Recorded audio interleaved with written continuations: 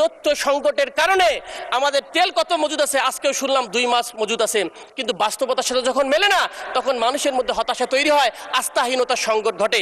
যদি বলি এখানে সলিউশন কি, সলিউশনটা ছিল এইরকম ন্যাশনাল একটা ক্রাইসিস কমিটি সরকারি দল বিরোধী দল হওয়ার দরকার ছিল, এবং তারা যৌথভাবে এই জিনিসটাকে ইনভেস্টিগেশন করে এই তথ্যটাকে জাতির সামনে যদি প্রেস ব্রিফিং করতো 2 দল মিলে, তখন মানুষ বিশ্বাস করতো যদি আমাদের ক্রাইসিসও থাকতো আমরা মেনে নিতাম যে ক্রাইসিসের সময় সবাই মিলে কিভাবে কাজ করতে পারেন স্পিকার। সুতরাং ইন্টারনাল ম্যানেজমেন্টে আমরা ফেল করেছি মাননীয় স্পিকার, এবং তার প্রমাণটা আমাদের মাননীয় প্রতিমন্ত্রী যে ব্যাখ্যা দিলেন, অমুক দলের অমুক জায়গায় তেল পাওয়া গেছে, আমার এলাকায় বিএনপি নেতার বাড়িতেও তেল পাওয়া গেছে, এটা কি কোনো আর্গুমেন্ট মাননীয় স্পিকার? এটা হাজার হাজার দেখাতে পারবো। সুতরাং চোর তো চোরাই, চোর কোনো দলের হতে পারে না মাননীয় স্পিকার, অপরাধী তো অপরাধী। আমি চিন্তা করলাম সংসদ অনেক বেশি সিরিয়াস হয়েছে, তাই একটু 1887 সালের বিখ্যাত রম্য লেখক আমাদের হরপ্রসাদ শাস্ত্রীর তৈল প্রবন্ধ থেকেই শুরু করি। উনি বলেছিলেন, বাস্তবিকই তৈল সর্বশক্তিমান, যে সর্বশক্তিমান তৈল ব্যবহারে মানে ম্যানেজমেন্টে মজুদে করিতে জানে সেই সর্বশক্তিমান। মাননীয় স্পিকার, আজকে তৈলের এমন একটা সমস্যা দেখা দিয়েছে, এই ম্যানেজমেন্ট ঘাটতিটার কারণে এই পৃথিবীতে সমস্যা হয়। এই জন্য পলিটিশিয়ানদেরকে বলা হয় দ্য আর্ট অফ ম্যানেজমেন্ট করে, কীভাবে পিপলসকে ম্যানেজমেন্ট করে পলিটিক্স করা হয়। আমি মুদ্রা 2টা সমস্যার কথা বলবো সংকটের, এরপরে সমাধানের ব্যাপারে যদি সুযোগ থাকে বলবো। মাননীয় স্পিকার, আমাদের 2টা সংকট ঘটেছে এই সংকটের মধ্যে। 1 নম্বর হচ্ছে আমরা ইন্টারন্যাশনালি ডিপ্লোমেসিতে ফেল করেছি। কিভাবে ফেল করেছি আমি আপনাকে একটু বলি। আপনারা এই যখন ইরান যুদ্ধটা শুরু হলো, আমরা যখন বিগিনিংয়ে যে স্টেটমেন্টটা দিয়েছি, এটা আমাদের সাংবিধানিক যে অন্য অন্য রাষ্ট্রের ব্যাপারে আমাদের আচরণ এবং ব্যালেন্স ট্রিটমেন্ট করার ব্যাপারে যেটা ছিল, সেটা কমপ্লিটলি ইমব্যালেন্স একটা স্টেটমেন্ট হয়েছে, নাম্বার 1।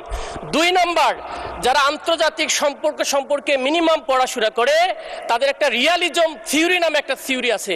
এটা মানে হচ্ছে একটা ন্যাশন স্টেট সিস্টেমের প্রথম কাজ হলো আমাদের রাষ্ট্রের স্বার্থটাকে প্রথম দেখতে হবে, যেখানে আমাদের ইন্টারেস্টটা সার্ভ হবে। আমরা গ্লোবাল চেঞ্জিং অর্ডারের ক্ষেত্রে কোনোভাবে কোনো একক দেশের উপর ডিপেন্ডেন্সি হতে পারি না মাননীয় স্পিকার। আমাদেরকে যেটা হবে, আমাদের রাষ্ট্রের স্বার্থের জন্য অন্য অন্য এলাইরাও যারা দেখা যাচ্ছে তাদের স্বার্থের জন্য বিভিন্নভাবে তাদের ইন্টারেস্ট সার্ভ করেছে, কিন্তু আমরা একটা ইমব্যালেন্স স্টেটমেন্ট দিয়েছি। শুধু তাই নয়, আমরা দেখেছি বিভিন্ন বিদেশি বড় বড় পত্রিকাতে তারা আমাদের ব্যাপারে সম্পাদকীয় করেছে যে বাংলাদেশ, বিশেষ করে মিডল ইস্ট মনিটরের আমি দেখলাম, সেখানে বলা হয়েছে বাংলাদেশ এই যুদ্ধের ব্যাপারে ব্যাংকরাপসি অফ ফরেন পলিসি যে আমরা অ্যাপ্রোচটা নিয়েছি সেটা কমপ্লিটলি ব্যাংকরাপসি রূপায়ণ করেছে মাননীয় স্পিকার। কারণটা হলো হরমুজ প্রণালী দিয়ে শুধুমাত্র তেল আর এলএনজি নয়, আমাদের অনেক ফুড প্রোডাক্টসও চলে আসে মাননীয় স্পিকার। সুতরাং কোনো জায়গায় যদি ডিপ্লোমেসিতে আমরা হেরে যাই তাহলে আমাদের অনেক কিছু ক্ষতিগ্রস্ত হবে, রাষ্ট্র হিসেবে আমরা ক্ষতিগ্রস্ত হয়েছি।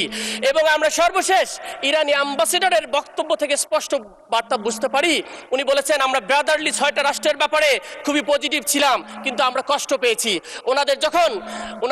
ওনার মেইন ব্যক্তি মারা গিয়েছে, তখন আমরা শোক বার্তা দেওয়ার ক্ষেত্রে আমরা মনে হয় একটু কার্পণ্য করেছি। আমরা কারো শত্রুতা নই, আমরা কোনো দোষের ব্যাপারে নই, আমরা কোনো পক্ষ বিপক্ষে নই। আমি এই ব্লক সেই ব্লকের কথা বলতেছি মাননীয় স্পিকার, আমি বাংলাদেশ ব্লকের বাংলাদেশের ইন্টারেস্টের কথা বলছি মাননীয় স্পিকার। সুতরাং ডিপ্লোমেসিতে আমরা একটা লস করেছি, এটা একটা ম্যানেজমেন্টের ঘাটতি। ইন্টারনাল ঘাটতিতে যদি মাননীয় স্পিকার আমরা একটা জিনিস বলি, আমাদের সবচেয়ে বড় সংকটটা হয়েছে তেলের ব্যাপারে। আমরা আমাদের সম্মানিত মন্ত্রী 300 ধারায় বক্তব্য দিয়েছিলেন, উনি আশ্বস্ত করতে পারেন নাই। কারণটা কি, এখানে একটা আমাদের ডাটার বা তথ্য সংকটের কারণে সঠিক তথ্যের অভাবে মানুষের বিশ্বস্ততা হারায়। বিরোধী দল যেমন আস্থা পায়নি, জনগণ দেখছে বিশাল বিশাল লাইন, আস্থা পায়নি। তখন প্যানিক বাইং এর যে আপনার থিওরিটা বলেন, প্যানিক বাইং থিওরি 1 মাসের বেশি কাজ করে না মাননীয় স্পিকার, আজকে প্রায় 2 মাস হয়ে যাচ্ছে। সুতরাং প্যানিক বাইং থিওরি না, থিওরি হচ্ছে এক্সাক্ট তথ্যটা ছিল না। এই তথ্য সংকটের কারণে আমাদের তেল কত মজুদ আছে আজকেও শুনলাম 2 মাস মজুদ আছে, কিন্তু বাস্তবতার সাথে যখন মেলে না তখন মানুষের মধ্যে হতাশা প্রত্যাশা তৈরি হয়, আস্থাহীনতার সংকট ঘটে। যদি বলি এখানে সলিউশন কি, সলিউশনটা ছিল এইরকম ন্যাশনাল একটা ক্রাইসিস কমিটি সরকারি দল বিরোধী দল হওয়ার দরকার ছিল, এবং তারা যৌথভাবে এই জিনিসটাকে ইনভেস্টিগেশন করে এই তথ্যটাকে জাতির সামনে যদি প্রেস ব্রিফিং করতো দুই দল মিলে, তখন মানুষ বিশ্বাস করতো যদি আমাদের ক্রাইসিসও থাকতো আমরা মেনে নিতাম যে ক্রাইসিসের সময় সবাই মিলে কিভাবে কাজ করতে পারেন স্পিকার। সুতরাং ইন্টারনাল ম্যানেজমেন্টে আমরা ফেল করেছি মাননীয় স্পিকার, এবং তার প্রমাণটা আমাদের মাননীয় প্রতিমন্ত্রী যে ব্যাখ্যা দিলেন, অমুক দলের অমুক জায়গায় তেল পাওয়া গেছে, আমার এলাকায় বিএনপি নেতার বাড়িতেও তেল পাওয়া গেছে, এটা কি কোনো আর্গুমেন্ট হলো মাননীয় স্পিকার? এটা হাজার হাজার দেখাতে পারবো। সুতরাং চোর তো চোরাই, চোর কোনো দলের হতে পারে না মাননীয় স্পিকার, অপরাধী তো অপরাধী। কিন্তু সমস্যা হচ্ছে আমরা কি ম্যানেজমেন্টটা ঠিক করতে পেরেছি মাননীয় স্পিকার? চেইন অফ যে ওয়েলিং দেওয়ার সিস্টেম সেটা কি ওকে আছে? এইটার কারণে পণ্য পরিবহনের সমস্যা। আমি শুধু একটা সেক্টর অ্যাড্রেস করি, এটা মিসম্যানেজমেন্টের কারণে 8টা জায়গায় নষ্ট হয়েছে। পরিবহন সেক্টরে যদি কথা বলি, আমি চেক করে দেখলাম কোনো ডাটায় কতগুলা পরিবহন চলে, কতগুলা বাস চলে, কোনো ডাটা নাই। কি একটা রাষ্ট্র আমরা আমাদের। আমার প্রফেসর আমাকে বলতো, যদি 1 মিনিট বাড়িয়ে দেন, 1 মিনিট শেষ করব। আমার প্রফেসর আমাকে বলতো যে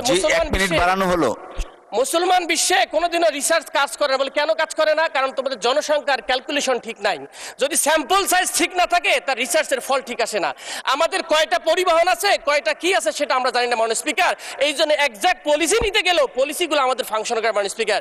এই জন্য একুরেট ডাটা, বাস, ট্রাক কয়টা কত তেল যায় সেটার একটা একুরেট লিমিটেশন থাকে, তাহলে আমরা এটার ফাংশন করার ক্ষেত্রে হেল্প করতে পারি মাননীয় স্পিকার।